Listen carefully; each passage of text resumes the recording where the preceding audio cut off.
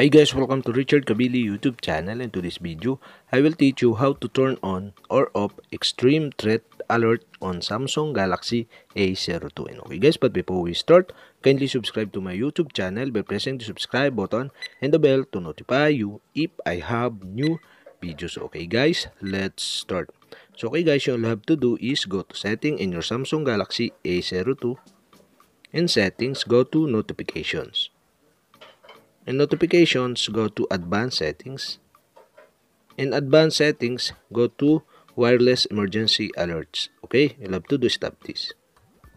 And now here in wireless emergency alert, in alert, okay, you can see the extreme threat. And on the right side, you can see the switch button. Okay guys, to turn off this, you'll have to do is switch off the switch button on the right side. And okay guys, to turn on again, okay, you'll have to do is switch on the switch button on the right side.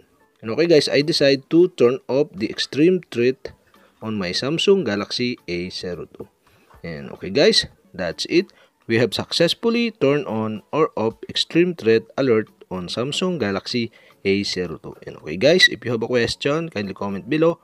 And don't forget to hit the subscribe button and the bell to notify you if I have new videos. Okay guys, thank you for watching.